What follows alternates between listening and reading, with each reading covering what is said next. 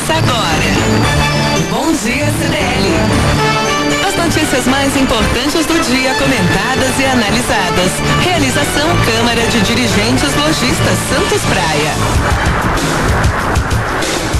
7h02. Começa por aqui mais uma edição do programa Bom Dia CDL, projeto jornalístico realizado pela CDL Santos Praia, Câmara de Dirigentes Lojistas Santos Praia, que irá informar e debater os principais fatos da região e do país. Aqui Zé Torquato chegando, vamos ao vivo até logo mais às 8 da manhã. Hoje na bancada o comentarista Fernando Chagas já está marcando presença e o cumprimento Chagas já a partir de agora. Tudo bem, Chagas? Seja bem-vindo. Tudo bem, boa noite, que eu ainda estou perdido, né? Com o resultado, Então, boa noite, estou completamente perdido. Perdeu o rumo? Perdi o rumo com o resultado dos Estados Unidos na eleição do Donald Trump.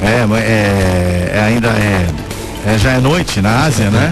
Noite. E o pessoal está mais perdido ainda, né? As bolsas amanheceram em queda, né? Em forte queda. Vamos debater todo esse contexto da eleição surpreendente para muitos do Donald Trump, republicano Donald Trump. Agora vai comandar a Casa Branca nos próximos 4 anos. Bom, se você quiser participar do nosso debate, do nosso programa, fique à vontade, entre em contato conosco. Para isso, temos aqui os nossos canais de comunicação. Bom dia, Jana Novaes. Bom dia, Zé. Bom dia, Fernando, Rick. Bom, para participar é muito fácil. É no 991406444, 991406444. Esse é o WhatsApp. O telefone fixo é o 33459507. 33459507. Tem a nossa página no Facebook, que é a CDL Santos Praia. E você pode baixar o aplicativo da Santos FM para participar do programa. Bom dia aos ouvintes. Obrigado, Giana. Rick Santos também aqui no nosso time, na sonoplastia, na coordenação de produção. E Chagas, você já antecipou o primeiro fato de hoje, a notícia mais importante do mundo, não é? Com a vitória no estádio do Wisconsin. Ele que tinha já 266 delegados, precisava obter uma votação maior, número de delegados acima de 270, ultrapassou essa marca, não é? O Donald Trump, já garantindo, né, lá pelas 5h30 da manhã, 276 delegados, foi eleito o novo presidente dos Estados Unidos. E agora, José? E agora, José? O mundo anda meio estranho, né? Isso dá até muito, Zica, né? Legião Urbana, né? O mundo anda meio complicado, né? Verdade. Letra de Renato Russo, né? Aconteceu o improvável, né? Por que aconteceu o improvável? Nós até conversando, Zé, o Rick, conversávamos que para o Trump ganhar, ele precisaria ganhar em 4 estados chaves, os estados Swing States. São aqueles estados pendulares. Sim. Que ora votam nos republicanos, ora votam nos democratas. E tinham 4 estados chaves: Flórida, Ohio, Pensilvânia e Carolina do Norte. O Trump, no meu modo de entender, teria que ganhar nos 4. Por isso eu dizia que era improvável o Trump ganhar. Bastava Hillary Clinton ganhar ou na Flórida, ou ganhar na Pensilvânia, ou ganhar na Carolina do Norte, que o Trump não se elegeria. Ao contrário, o Trump ganhou nos 4 estados chaves. E assim ele decidiu a eleição. Por que ele decidiu a eleição? Que nós estávamos conversando antes de iniciar o programa, né? Acredito que ele tenha mobilizado mais os conservadores do que a Hillary Clinton tinha mobilizado os liberais. Lá os liberais são os progressistas aqui. Sim. Tanto que a votação dele na Flórida foi impressionante. Ele bateu a votação do Obama, do Mitt Romney, bateu a votação do Bush. Então a votação dele na Flórida foi muito grande, o que mostra que os conservadores, principalmente os brancos, de classe média baixa e que não tem nível universitário, foram maciçamente às urnas. E com isso, provavelmente, essa situação deve ter decidido em favor do Trump. A Hillary Clinton, antes do programa, logicamente, nós estávamos falando do assunto, que o assunto é palpitante, e o Rick falou, né? A Hillary Clinton não entusiasma. E eu vejo que não estava em pauta a discussão do Obama, como nós estávamos falando com o Rick, mas sem a Hillary Clinton. A Hillary Clinton de voto é muito ruim. E não conseguiu entusiasmar aqueles negros. Acredito que os negros não tenham participado desta campanha como participaram da campanha do Obama. Aliás, aliás, os negros nos Estados Unidos têm uma certa rejeição a Hillary Clinton devido ao governo do marido dela, Bill Clinton, que não teve grande atenção aos negros dos Estados Unidos. Logicamente, os hispânicos votaram maciçamente, mas não foram suficientes para manter aquilo que os comentaristas estavam falando. Nós comentaristas erramos. Sim, mas havia um empate técnico em todas as pesquisas. Isso. E em nenhum momento, vou falar particularmente, Afirmou. em nenhum momento quando o Trump começou a vencer, principalmente como a Carolina do Norte, Isso. o estado tradicionalmente dos democratas, né, que os democratas vencem, a Virgínia, outro reduto. A Virgínia foi surpreendente. Exatamente, também, né? E a Flórida, que todos já sabiam que seria o fiel da balança, muitos delegados e um estado geralmente dividido, e foi muito próximo a votação. Para ganhar as eleições nos Estados Unidos, normalmente tem que ganhar na Flórida, mas ela poderia ganhar a eleição sem ganhar na Flórida. Agora a surpresa é aquele cinturão azul. O Rick tá de azul, tá com a cor errada hoje. Aquele cinturão azul dos democratas foi rompido na Virgínia, né? Na Virgínia ela tem uma parte realmente que é o sul. O sul, ele é republicano, mas a grande concentração de eleitores está no norte, bem perto do Washington DC, né? O Distrito Federal dos Estados Unidos. E ali tem muita influência de Washington, mas ela também perdeu na Virgínia. Quando ela perdeu na Virgínia, eu fui dormir, né? Ela perdeu as eleições. Ela não poderia perder ali onde ela perdeu. Agora, os comentários, como será o Trump? O Trump vai ser um conservador, um ultradireita. Porém, os Estados Unidos, eles têm um sistema institucional muito forte, de pesos e contrapesos. Eu acredito que as instituições dos Estados Unidos, as instituições funcionarão. Chegou um americano aqui, ó. Ele poderá até falar melhor, ele que esteve lá, né? É verdade. Deixa eu anunciar aqui, né? Ele que estreia nesse projeto, nessa nova fase aqui na Santos FM, no Bom Dia CDL, o engenheiro Antônio Carlos Silva Gonçalves, o Fifi, presidente da CT Santos. Fifi, uma satisfação muito grande ter você se integrando ao nosso time mais uma vez. Seja bem-vindo. Bom dia, prazer é todo meu, obrigado pelo convite. E evidentemente nós estamos comentando, não é? O assunto que dominou o mundo, que foi a vitória do Trump. O Dória dos Estados Unidos. Para mim não foi surpresa. O Dória é o Trump do Brasil. Então não vou perder a piada. Se o Dória é o Trump dos Estados Unidos, a Hillary Clinton é o José Serra do Brasil. É verdade. Então, a Hillary é ruim de voto mesmo, porque o eleitor quem votou nela votou nos democratas. Os democratas. Não é que os Estados Unidos sempre foram polarizados. Ou presidente republicano ou democrata. Os outros partidos não fazem muita diferença. Não, pouca. O Fifi pode até falar melhor. Fica à vontade. E essas eleições, ele teve lá recentemente, ele deve ter percebido isso. Foi o voto do não, né? Eu não vou votar no Trump porque eu não gosto do Trump. Então eu vou votar na Hillary Clinton. Ao contrário, né? Eu não quero mais establishment. Eu não quero mais saber dos democratas. Eu quero voltar ao passado, o sonho americano. American Dream da década de 60.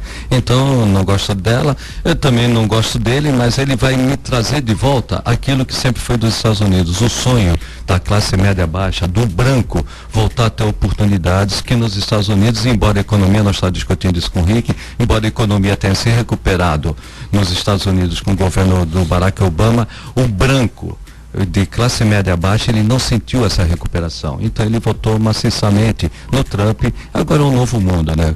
Só para passar a palavra para o Fifi, os Estados Unidos têm instituições fortes e devem segurar, tem um peso e contrapeso, as instituições devem funcionar.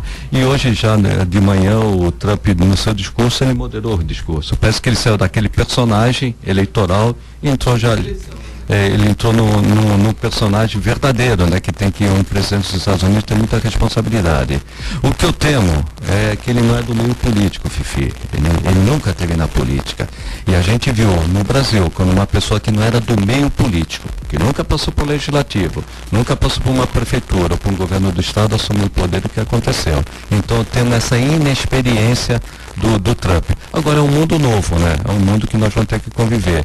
Um mundo que até ele assumir e pôr as suas propostas reais na mesa, nós vamos ver uma insegurança jurídica, uma incerteza na economia. E a economia, ela não se adapta à incerteza. Então nós vamos ter muita volatilidade nos mercados econômicos, no mercado financeiro e no mercado de capitais. Fifi.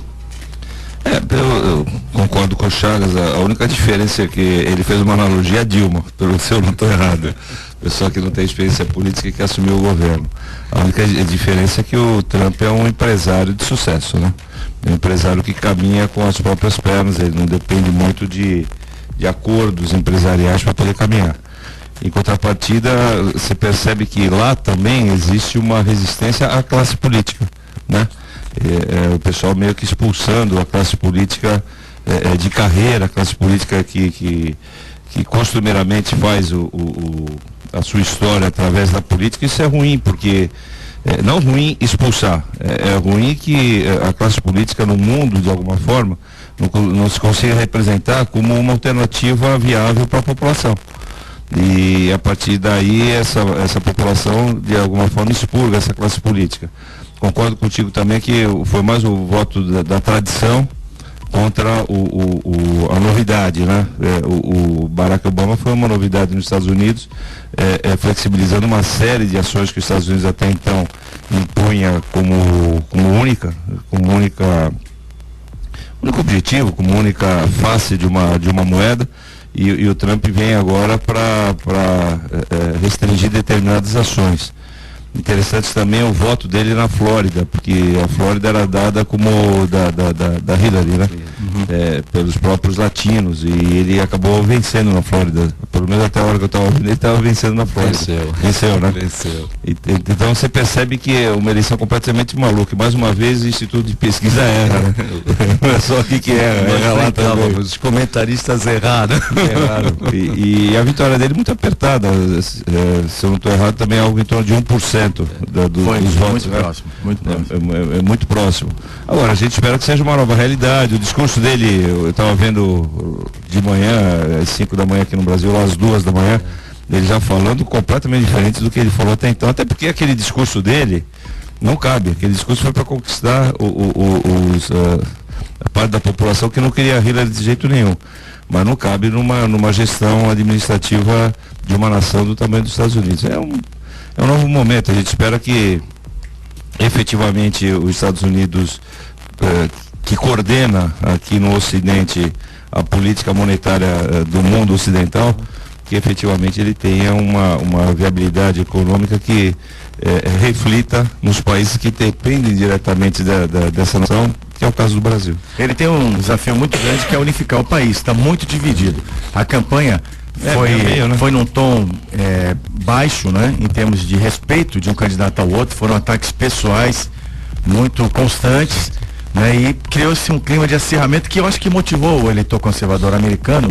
Isso talvez tenha feito a diferença. Como o voto lá não é obrigatório, né, acredito que os partidários mais conservadores foram em massa. Eles conseguiram, eles acabaram assumindo essa bandeira, falaram, não, vamos fazer o Trump ganhar, vencer as eleições. Embora os Estados Unidos sejam divididos e vão continuar divididos, acredito que desde a Guerra Civil, no século XIX, eu não vi os Estados Unidos tão divididos como estão hoje, né? Mas bem dividido politicamente. Ele tem uma vantagem que o Obama não tem. Ele tem o Congresso na mão. Tem a maioria republicana. Tanto no Senado como na Câmara. Ele tem a maioria. Isso vai facilitar a vida dele. Agora é impressionante a virada que o mundo está dando, Fifi.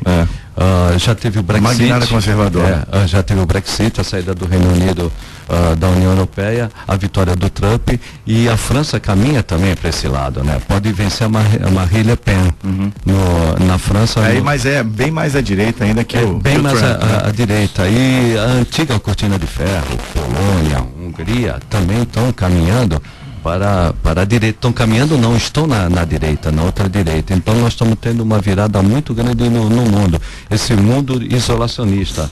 No mundo globalizado, nós estamos voltando ao passado. Você pega a América Latina toda, praticamente toda não, mas uma boa parte à direita, né? Nesse momento. Também, isso. É um momento completamente diferente. E agora interessante esse negócio da divisão. Outro dia eu tive com um casal de santistas que moram nos Estados Unidos, e um era Trump e outro era Hillary. Nossa. Mas eles discutiam, nós estávamos conversando, marido e mulher, eles discutiam política como se fossem adversários, não fossem um casal. Essa eleição realmente ela polarizou, como foi a última eleição no Brasil? Igualzinha a última eleição no Brasil, do Aécio, com a Dilma, né? Ali tiveram rupturas de amizades que até hoje eu conheço algumas, não se reconciliaram. E a Dilma já caiu, já é outro presidente, não é nem o Aécio nem a Dilma, mas a amizade acabou. E o que acentua muito isso, não sei se vocês concordam, são as redes sociais, né? O debate nas redes sociais é muito violento, né? Isso a gente viu em Santos também, né? Santos Nessa também. última eleição, as projeções, elas mostravam, principalmente na Câmara Municipal, elas mostravam uma tendência de rede social muito forte, mas não da forma que foi. Foi muito forte. Daí até a consistência para se firmar é uma outra conversa. É um outro caminho. Mas que a rede social influencia fortemente na decisão, sem dúvida alguma. Bom, vou fazer alguns questionamentos para vocês. Primeiro, em relação à política externa. O governo Barack Obama não teve uma boa relação com a Rússia. E o foco central disso está a questão da Síria, né? Síria com a sua guerra civil, que a política externa americana não consegue resolver a contento. Até a Hillary tem uma responsabilidade disso, que ela foi secretária de Estado. Mas eu penso hoje numa mesa, como é que seria uma mesa hoje para debater o Trump e o Vladimir Putin?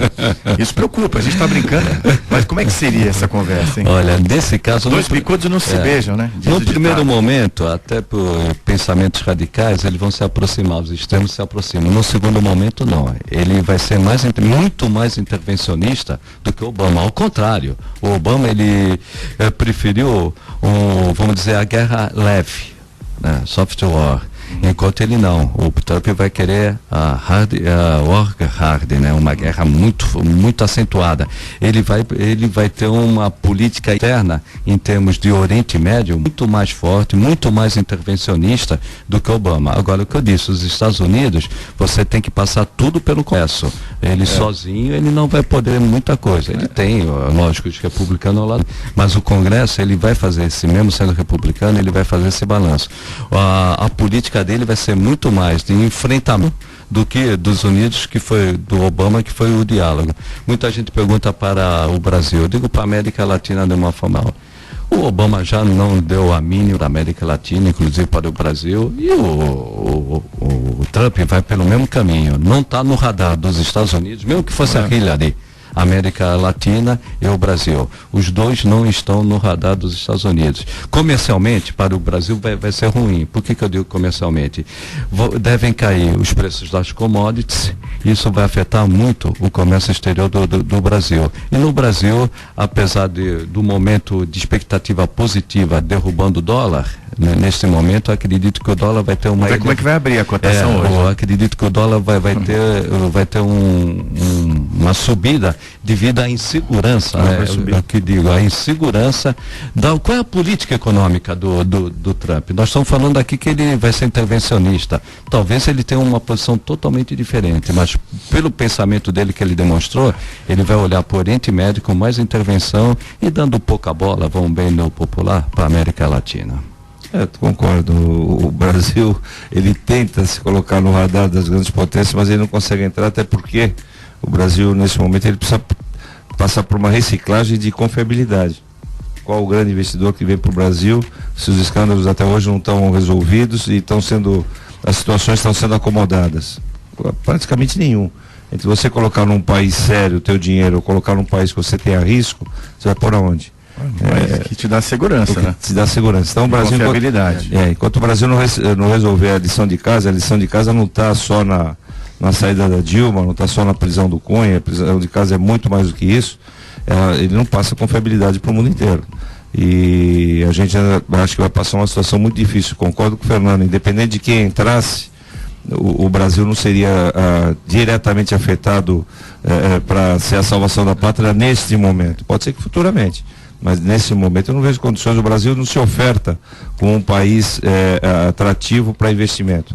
Ele se oferta atrativo para investimento em virtude dos juros altíssimos.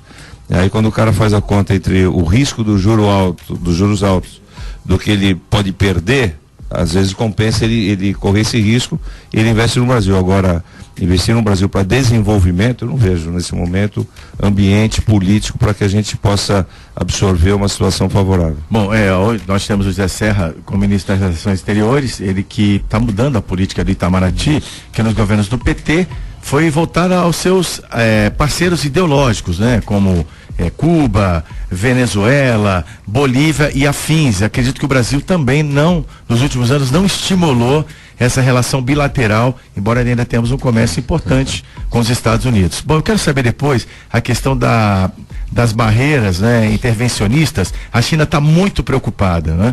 Vou perguntar daqui a pouquinho para vocês, depois do intervalo comercial, para a gente encerrar esse giro sobre a vitória do Donald Trump, né, nos Estados Unidos, derrotando a democrata Hillary Clinton. Os republicanos voltam mais uma vez à Casa Branca. 7h22, bom dia, CDL volta já. Você está ouvindo Bom Dia CDL. Realização Câmara de Dirigentes Lojistas Santos Praia.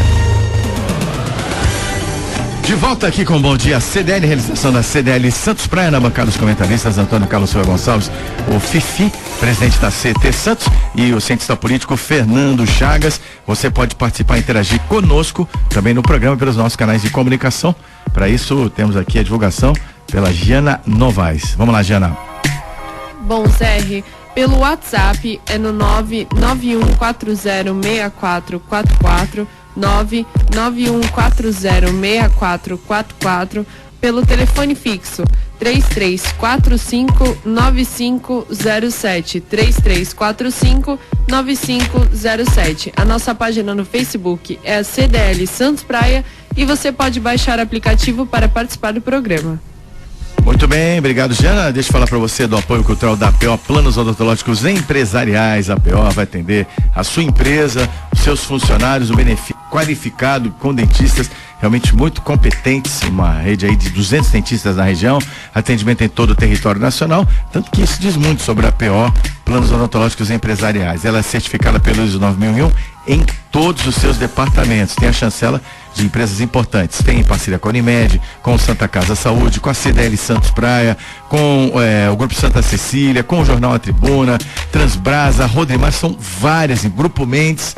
Isso diz muito da qualidade do atendimento, serviço prestado pela APO, Plano Odontológico de Saúde, nosso apoiador cultural. Você pode ligar 21044000 ou conhecer mais pelo site apoodonto.com.br. Bom, retomando o meu questionamento aqui para os nossos comentaristas, do final do primeiro bloco aqui do nosso programa, às 7h25, vamos falar a questão da China, que está muito preocupada. Ontem, com a esperança da Hillary Clinton confirmar a vitória na eleição, as bolsas fecharam em alta, e hoje, já com a derrota da Hillary e vitória do Trump, a situação se inverteu totalmente. O que está no cerne dessa questão? Pergunta ao Fifi e ao Chagas. São essas barreiras protecionistas para sobretaxar os produtos chineses dos Estados Unidos? Com certeza. E o pior de tudo, a promessa. O pior de tudo, o acordo comercial Trans-Pacífico Partners, que foi feito entre os Estados Unidos e os asiáticos e a China principalmente, né? Neste caso, esse acordo você já pode descartar, né? Já antes de começar já está revogado, né? Para não dizer anulado.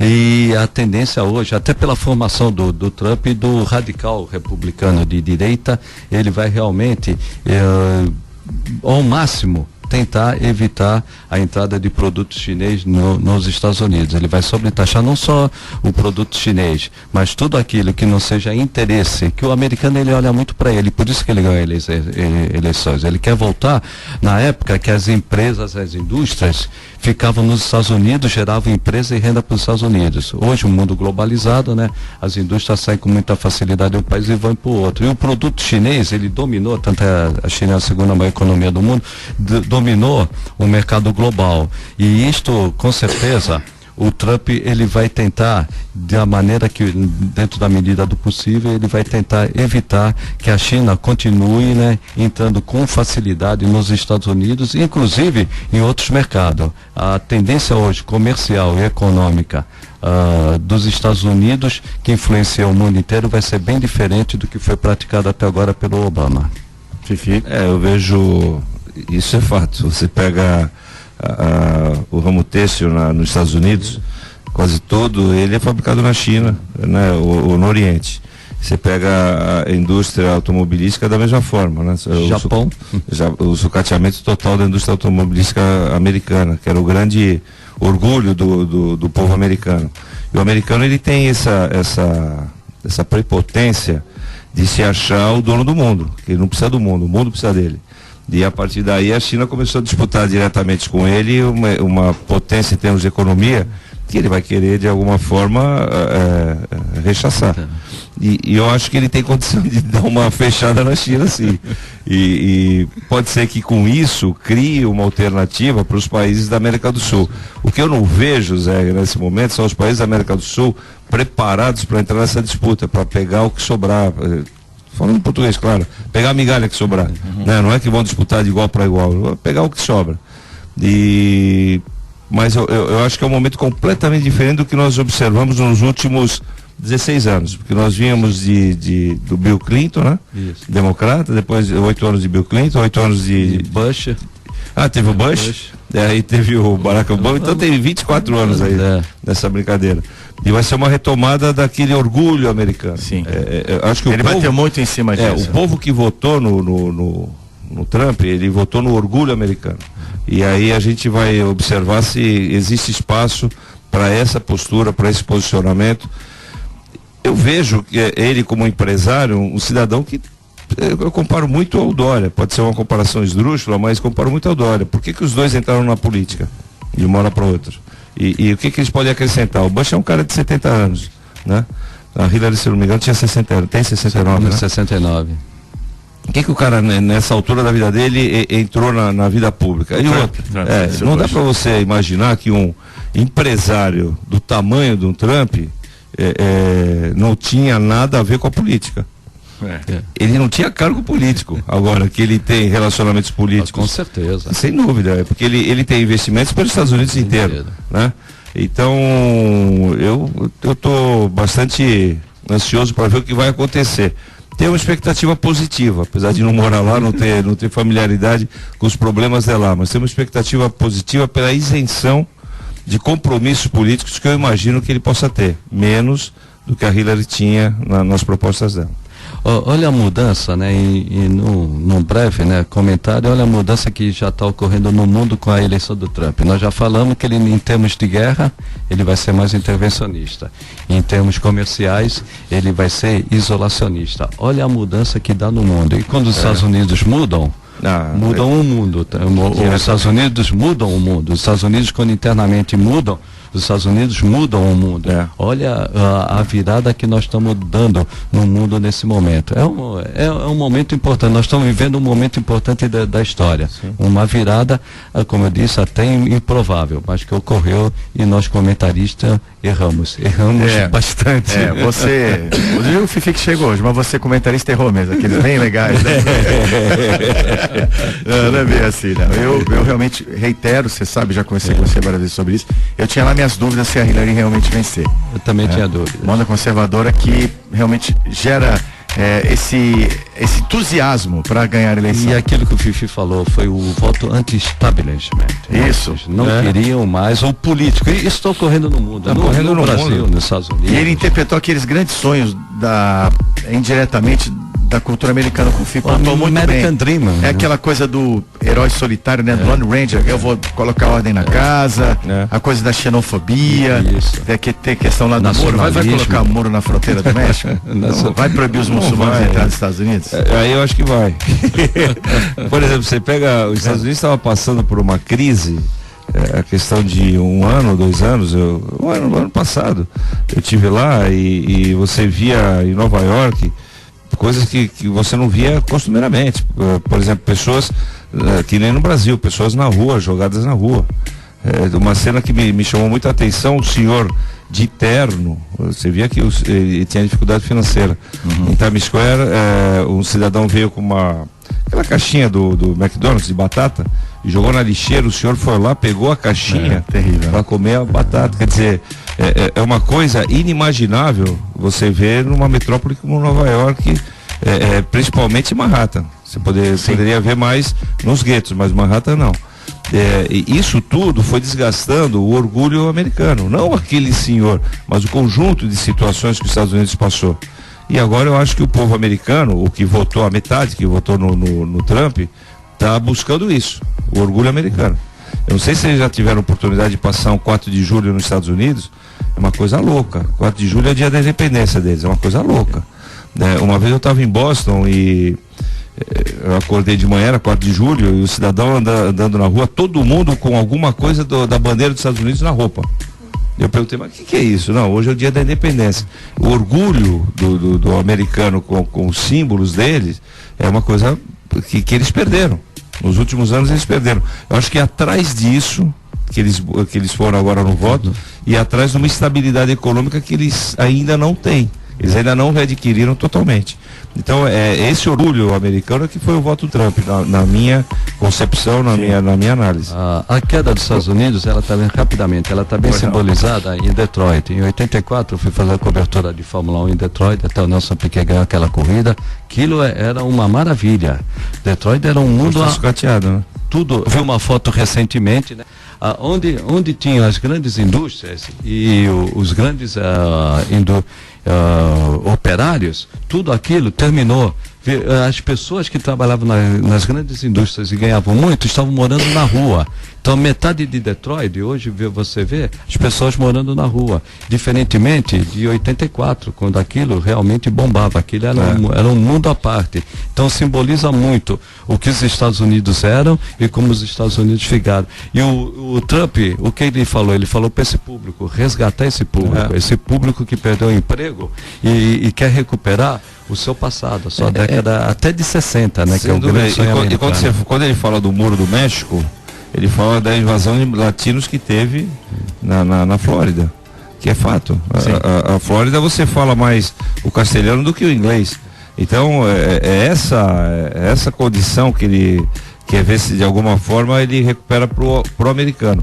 Ele foi radical no discurso que ele sabia para quem ele estava falando. Sim, sabia. Né? Sem dúvida alguma ele sabia para quem ele estava falando e sentiu uma fragilidade do outro lado. O que me surpreende nessa derrota, ainda ontem o Jornal Nacional traz uma matéria sobre o carisma do Barack Obama. O que me surpreende é a derrota do Obama, porque eu imaginei que ele tivesse um poder de convencimento no povo americano muito forte. E ficou provado que não tem. Agora, se vai dar certo ou não, só o tempo vai dizer. Bom, vamos dar uma passada aí na situação das balsas e estradas para informar você que está conosco, nos dando essa carona, fazendo companhia, prestigiando o Bom Dia CDL 735. Balsas e estradas. Travessia Guarujá Betioga, uma balsa em operação, tempo de espera de 30 minutos em ambos os lados. São Sebastião e Ilhabela, 3 balsas em operação, tempo de espera de 30 minutos nos 2 sentidos. Santos Guarujá, são 7 balsas em operação, tempo de espera de 15 minutos em ambos os lados da travessia. Anchieta, operação normal 5x5, tráfego lento sentido São Paulo do quilômetro 20 ao 17, do 13 ao 10, devido ao excesso de veículos. Bom, vamos em frente. E a Procuradoria resolveu retomar algo que muita gente volta a comentar, porque essa história não está bem explicada, essa é a verdade.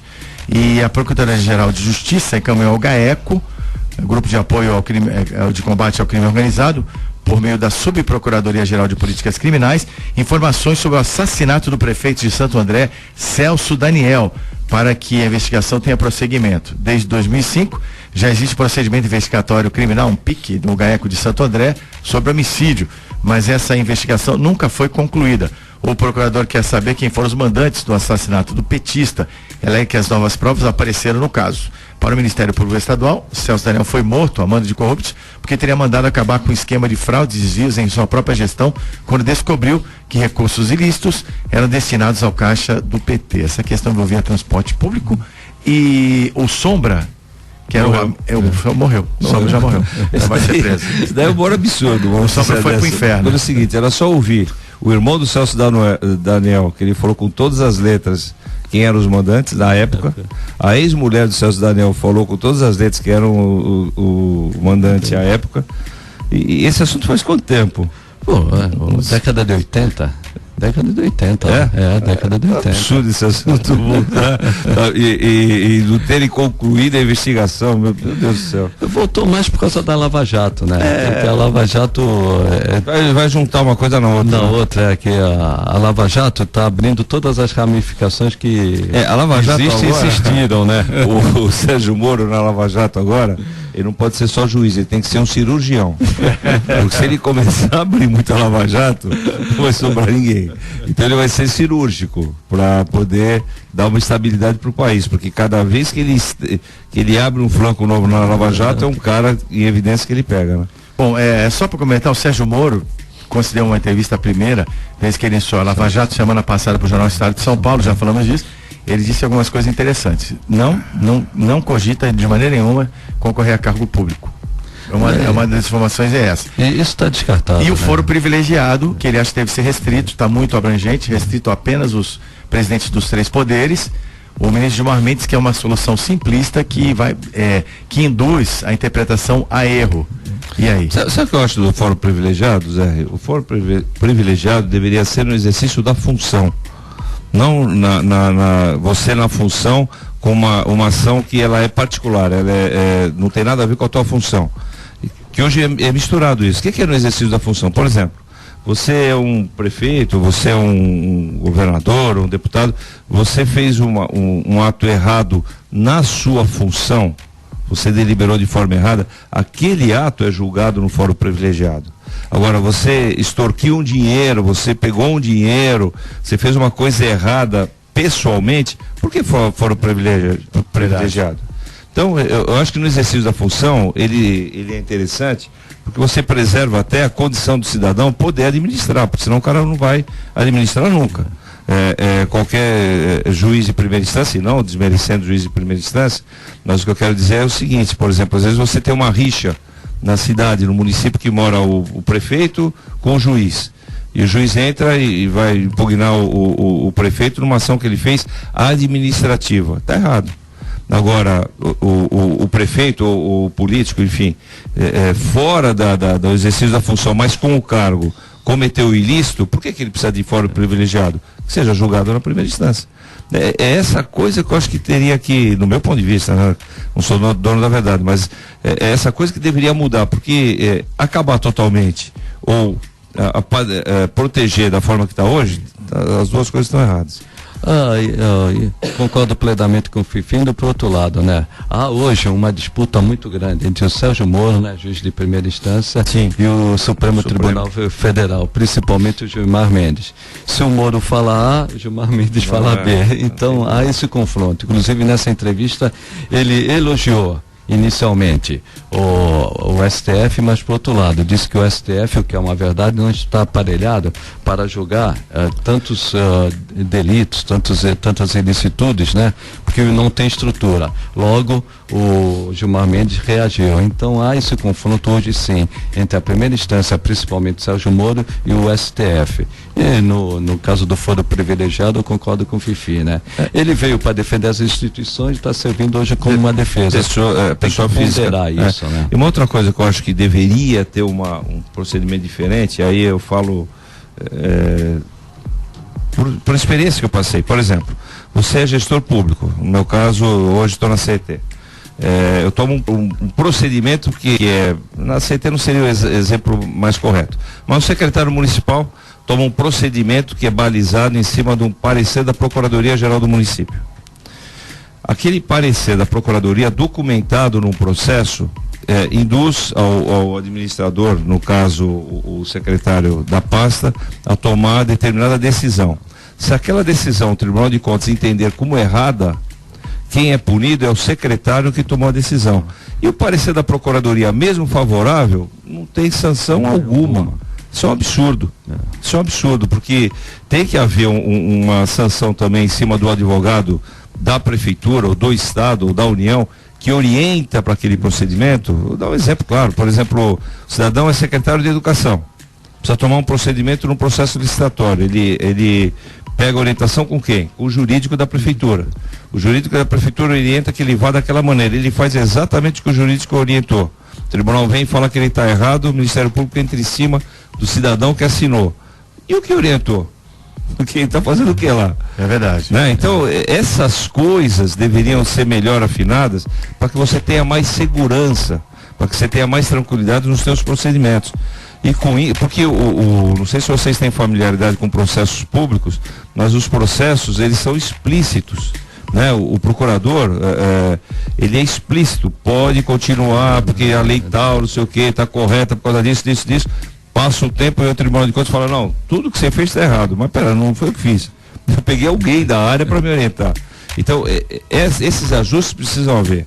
de forma que você tenha mais tranquilidade no setor público. E isso é uma coisa que eu discuto muito. Né? O ato administrativo ele tem que ser fundamentado, que a gente chama motivado. Uma vez o ato motivado mostra que a pessoa não agiu com má fé, ou não agiu com dolo. Sim. E neste caso é o que o Fifi falou, né? Mesmo ele estando fundamentado, não, até porque, vamos dizer, o secretário de Educação, o secretário de Transporte, ele não conhece da legislação, ele não conhece o jurídico, então ele tem uma fundamentação jurídica para sustentar a sua decisão. Sim. Em cima dela ele toma a sua decisão. E quando o Tribunal de Contas ele aplica uma sanção, ele aplica uma sanção no secretário. Quando ele se fundamentou, ele se sustentou num fundamento jurídico, num princípio jurídico, que ele não tem conhecimento. 7h43, é o Bom Dia CDL da bancada, o cientista político Fernando Chagas e o engenheiro Antônio Carlos Gonçalves, presidente da CT Santos, o Fifi conosco, vai estar toda quarta-feira, assim como o Chagas, e você também todos os dias prestigiando nosso projeto, que é da CDL Santos Praia, Câmara de Dirigentes Lojistas Santos Praia, e vai ao ar de segunda a sexta-feira, ao vivo, das 7 às 8 da manhã. O apoio cultural é da Home Life, que tem uma nova sede para você, ampliada, para administrar toda a gama de serviços em atendimento domiciliário Home Care, que a Home Life presta para você com muita eficiência, muita qualidade e de forma humanizada. A Home Life tem vários profissionais, multidisciplinares, evidentemente, médicos, enfermeiras, fisioterapeutas, fonoaudiólogos, tem realmente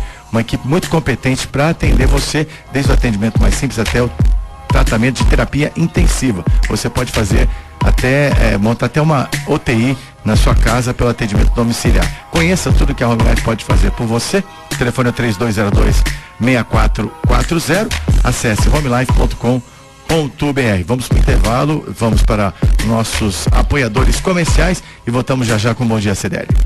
Você está ouvindo Bom Dia CDL. Realização Câmara de Dirigentes Lojistas Santos Praia. Muito bem, de volta com o Bom Dia CDL, aqui Zé Torquato na bancada, Fernando Chagas, Antônio Carlos Gonçalves, engenheiro presidente da CT, nosso conhecido Fifi. A Jana Novaes conosco também. Vamos reiterar o convite para que os ouvintes possam interagir e participar do Bom Dia CDL, por favor, Jana. Bom, Zé, os meios são vários. Pelo WhatsApp é no 991406444, 991406444. Pelo telefone fixo 3345-9507, 3345-9507. A nossa página no Facebook é a CDL Santos Praia e você pode baixar o aplicativo para participar do programa. Obrigado, Giana. E a questão daquela ação do policial militar que estava fazendo um bico no Uber, ela repercute com uma polêmica muito grande. O deputado Major Olímpio declarou na Assembleia Legislativa do Estado de São Paulo que o prêmio motorista do Uber que matou 3 bandidos deveria pedir música no Fantástico. Por que eu estou trazendo isso? Porque uma grande parte da população endossa esse tipo de ação mesmo, né? Que bandido bom é bandido morto. A Assembleia Legislativa é um lugar para se manifestar desse jeito? Não concordo nesse aspecto de você radicalizar uma situação que já é bastante difícil no Brasil, né? A violência no Brasil está fugindo do controle. Eu vejo que a solução para qualquer tipo de ilicitude, de ilegalidade ou de crime é a própria lei. Nós temos que resolver os nossos problemas dentro da lei e não fora da lei. Isso, violência, no meu modo de entender, só vai gerar mais violência. Vai haver um confronto social desnecessário, né? Quando nós temos leis suficientes para a punição. O nosso problema é outro, a morosidade do judiciário, né? Nós temos uma sensação de impunidade muito grande devido à morosidade do judiciário. Então as pessoas tentam fazer justiça com as próprias mãos. Fifi? O Chagas é bonzinho quando ele fala que a segurança está perdendo a mão. Ela já perdeu as 2 mãos faz algum tempo. E o Major Olímpio, ele é pródigo em falar bobagem, né? Infelizmente é um cara que se notabiliza pelas bobagens que fala. Pedir a música no Fantástico é um exagero. Agora, para pensar o outro lado, o lado do bandido. O cara entrou no táxi, crente que ia jantar o motorista, e foi morto. Comprou barulho errado, como se diz no popular, né? E aí você começa a ver o que ocorre hoje. O cara tem a certeza que vai entrar, vai te assaltar porque você não tem arma. Teve a lei do desarmamento, como é que você pode ter arma? O cidadão de bem não pode ter arma. Mesmo que ele tenha a arma regularizada, é uma burocracia tão grande que ele acaba não tendo. Então, essa questão de da segurança no Brasil, eu acho que ela extrapola algumas ações. Por exemplo, dizer que a segurança está diretamente ligada à questão social é uma meia-verdade, mas não é uma verdade única, porque existem pessoas humildes do bem, que não saem por aí assaltando. Então, eu acho que esse nosso momento de... E outra, uma figura pública, um congressista, Major Olímpio, se eu não me engano, ele é deputado federal agora, né? Ele era estadual. É federal agora. Federal, ele agora é estadual. E ele concorreu à Prefeitura de São Paulo, se eu não estou errado, nessa última eleição. Um cidadão que representa o povo, vir falar uma bobagem dessa para pegar espaço político, ele que tente convencer os pares dele no Congresso, porque para que a legislação na questão de segurança seja mudada de forma que a gente tenha uma segurança mais ativa. Agora, falar um absurdo desse na imprensa e imaginar que isso é legal, é o pessoal que nos representa, infelizmente. 750, faz tempo que ninguém fala do Odebrecht, né? Ninguém vai falar do Odebrecht, né? Que negocia a maior codinência do mundo. Falando da multa pode chegar a 6 bilhões de reais, seria dividida entre Brasil, Estados Unidos e Suíça. Por enquanto, a Siemens é que detém o recorde de maior acordo, 1 bilhão e 600 milhões de dólares, firmado com autoridades norte-americanas e europeias em 2008. O acordo irá elencar irregularidades ocorridas em parte dos 27 países onde a Odebrecht tem empreendimentos. Simultaneamente, a construtora e o Ministério Público Federal brasileiro acertam os últimos detalhes da delação premiada de 75 executivos da empresa. Foi uma ordem, né, que veio de cima para baixo do patriarca, o Emílio Odebrecht. Ele recomendou aos executivos que aderissem à delação premiada. O acordo, que tem mais de 300 anexos, envolve no esquema da Petrobras o presidente Michel Temer, os ex-presidentes Dilma Rousseff e Luiz Inácio Lula da Silva, tucanos como José Serra, Aécio Neves e Geraldo Alckmin, PMDBistas fortemente ligados a Temer, como o senador Romero Jucá, que aliás está voltando para a liderança do partido no Senado, hein? E o ministro Gedel Vieira de Lima, além dos dois principais nomes do PMDB no Rio de Janeiro, o prefeito Eduardo Paes e o ex-governador Sérgio Cabral. Fernando Chagas. A partir do dia 16, o ministro do Supremo Tribunal, Teori Zavascki, né, deve assinar a delação premiada desse mais de 70, né, delatores ou colaboradores, né? E isso vai fazer o mundo da política tremer. O número mínimo que se avalia que vai ter de deputados que receberam dinheiro de Caixa 2 da Odebrecht, o número mínimo é de 100 deputados. 100? 100, número mínimo, Fifi. Alguns fizeram as contas, dizem-se alguns que chega a 170. Imagina, por isso essa correria no Congresso Nacional de se aprovar uma lei anistiando o Caixa 2 de campanha, sem discutir se o dinheiro é lícito ou ilícito, porque o que eles alegam, esses políticos, né? Que com a delação premiada vai revelar definitivamente que houve Caixa 2 em grande parte do Congresso Nacional. Então eles seriam punidos, e para evitar essa punição eles estão propondo uma anistia, e o que eles estão propondo claramente, uma anistia, porque eles têm dúvida juridicamente se criar a tipificação do Caixa 2 como crime, em termos de direito, criminalmente você só pode punir daqui para frente, dispõe para o futuro, não pode dispor para o passado. Mas tem o artigo 350 do Código Eleitoral que diz que fraudar a declaração eleitoral também é crime. Então eles seriam punidos pelo 350 do Código Eleitoral. Então eles querem realmente no Congresso Nacional uma anistia do Caixa 2, para que eles não sejam surpreendidos pela delação premiada da Odebrecht, que com toda certeza a partir do dia 16 deverá ser assinada pelo Teori Zavascki. Eu acho que essa contribuição de campanha deveria ser liberada. E deveria ser liberada, mas aí deveria ser fiscalizada com efetividade. Por exemplo, tribunal eleitoral algum tem condição de acompanhar campanha de quem quer que seja. O que é demonstrado ao final da campanha como gasto tem que ser uma verdade, porque eles não têm acompanhamento durante a campanha. Então, algumas coisas você começou a restringir em termos de materiais de campanha. Por exemplo, o material de campanha todo tem que vir com o CNPJ da gráfica, por exemplo, que faz a impressão. Antigamente, quando você tinha os banners, vinha com o CNPJ de quem tinha impresso o banner. Enfim, você tem que ter punições para o corrupto e para o corruptor, né? Então, no caso, se o cidadão é candidato, contratou determinada empresa, essa empresa burlou a legislação, ela também tem que ter uma sanção que ela pense duas vezes antes de fazer a burla, né? Agora, ao mesmo tempo, esse assunto de dinheiro, de campanha, de empresas, sinceramente, eu não vejo que o problema esteja aí, desde que ele seja declarado oficialmente. Por exemplo, o Odebrecht deu 20 milhões de reais para o fulano de tal ser candidato a prefeito. Qual o problema? O dinheiro é do Odebrecht. O problema é quando você omite essa arrecadação e depois você favorece o Odebrecht num serviço, na máquina pública que você ganhou a eleição. Aí que está o problema. Então, se você tem transparência na declaração e não dificulta essa declaração, eu não vejo problema algum.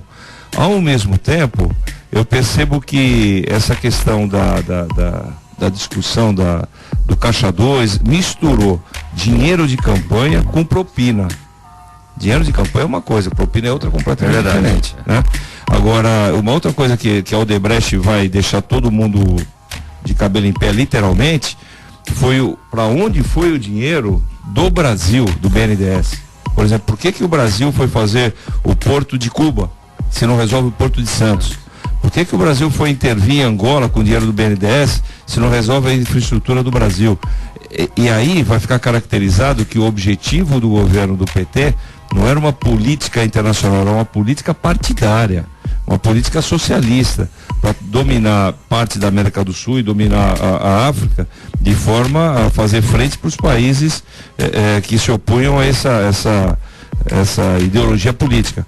Então, a discussão, acho que ela tem que ser separada e tem que ser muito pragmática, porque senão a gente vai misturar propina com campanha, vai misturar dinheiro de investimento para desenvolvimento no país com dinheiro para fortalecer partido político e não vai chegar a lugar nenhum. Aliás, o Sérgio Moro, nessa entrevista, ele fala que a Lava Jato, ela não investiga a Caixa 2, ela investiga o dinheiro ilícito.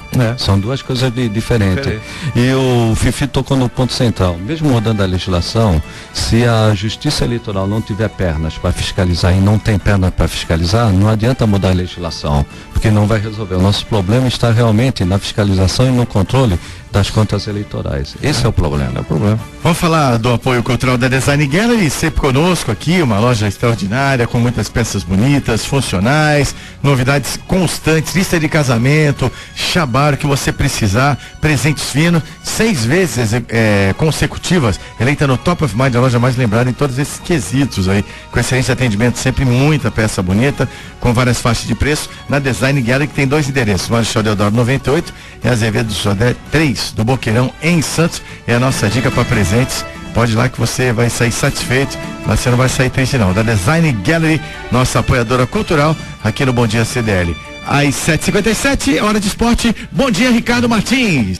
Opa, legal. Bom dia, Zé, a você, aos convidados, aos nossos comentaristas e, claro, ao ouvinte ligado na Rádio Santos. Bora falar de Campeonato Brasileiro da Série B. O Atlético Goianiense matematicamente garantiu a sua volta à elite do futebol brasileiro. Ontem, fora de casa, o Atlético Goianiense venceu a equipe do Londrina pelo placar de 3-2 e está de volta à Série A do Campeonato Brasileiro. Quem está se complicando é o Vasco da Gama, hein? Empate ontem em casa, 1-1 com o Luverdense. Com o resultado, o Vasco caiu para a 3ª colocação. O segundo colocado é o Bahia, que venceu no último minuto jogando em casa. Um resultado importante, né, do Bahia. Coloca o time de Salvador hoje na 2ª colocação. O Vasco é o 3º, o Avaí é o 4º colocado. A grande questão é: o 5º colocado é o Náutico, a 2 pontos do Vasco, a 2 pontos do Avaí e a 2 pontos do Bahia. Faltando 3 rodadas, o Campeonato Brasileiro da Série B está pegando fogo e olha, pela primeira vez o Vasco da Gama ameaçadíssimo. Já imaginou, Zé, ano que vem? Vasco e Internacional na Série B, Zé? Olha só, e o Vasco perdeu muita força, né? Vai ver que deve ter uma questão salarial envolvida aí, porque a queda de rendimento do Vasco é muito acentuada, Ricardo. É assustadora, né? O Vasco começou tão bem a Série B e hoje corre sério risco de ficar fora. Vasco que no próximo jogo enfrenta o Bragantino fora de casa, hein? São 2 jogos fora de casa e o último jogo em casa, o Vasco da Gama correndo sério risco de não subir. Campeonato Brasileiro da Série A, rodada só no outro meio de semana. Vamos falar então aqui de seleção brasileira. Em campo, amanhã, quinta-feira, 9h45 da noite, contra a Argentina. Jogo que será no Mineirão. Mineirão, ultimamente que a seleção teve lá, a brasileira principal só tomou 7 da Alemanha. Vamos ver amanhã contra a Argentina como vai ser. O técnico Adenor Baketich já confirmou. Marcelo volta à lateral esquerda e Neymar volta ao ataque da seleção brasileira. Do outro lado, Lionel Messi está confirmado. O Brasil é o líder das eliminatórias para a Copa do Mundo da Rússia. A Argentina, nesse momento, estaria fora da Copa do Mundo, nem na repescagem. É a sexta colocada. Eu volto amanhã de manhã para falar mais de futebol e falar mais da seleção brasileira. Ricardo. Da Argentina. Chamou, falou, então, chamou. Eu acho que o Vasco vai honrar a tradição dele. O Vasco vai ser vice-campeão da Série B. Não vai. Não vai. Pode apostar. Ó, o Vasco tem que abrir o olho para tentar ficar em terceiro ou quarto. O Bahia ganhou muita força com o resultado ontem. Verdade. O Náutico ganhou em casa. Olha, Zé, eu não sei não. Eu tô temendo pelo Vasco não subir, hein? Isso pode acontecer mesmo. A queda de rendimento do Vasco é assustadora. Você tocou num ponto que já se fala muito no Rio de Janeiro, problema de dinheiro, problema de relacionamento dos jogadores com o Jorginho, faltando 3 jogos, ano que vem, Vasco Internacional na Série B, não é por nada não, mas ia ser bom demais. Eu volto amanhã com apoio cultural de Armazém 26, materiais elétricos e de limpeza no centro de Santos, Praça República, número 35. Você liga, a gente entrega para você, sem custo na cidade, hein? 3221-3396, 3221-3396, Armazém 26, materiais elétricos, hidráulica e limpeza, sem o café e o açúcar. Um grande abraço, uma ótima quarta-feira, até amanhã. Tchau, Sérgio. Tchau, meu amigo Ricardo Martins, obrigado Fifi, até quarta-feira que vem, Fernando Chagas da mesma forma, Jana Novaes, Rick Santos, e a você que nos brindou com a sua audiência aqui no Bom Dia CDL. Só fica aqui a colocação do Nicolau Page, né, que é o comandante desse projeto aqui, presidente da CDL. Ele lembrou o seguinte, que o Ronald Reagan tinha uma expectativa parecida, né, em relação à falta de experiência política nos Estados Unidos. Era um ex-ator, um ator canastrão por sinal, né, mas até que se saiu bem na presidência dos Estados Unidos. Bom, estamos encerrando por aqui essa edição do Bom Dia CDL, realização da CDL Santos Praia. Vem Rafael Mota até às 9 da manhã com Intelinhas. Um grande abraço e até amanhã. Termina aqui. Bom Dia CDL. Realização Câmara de Dirigentes Lojistas Santos Praia.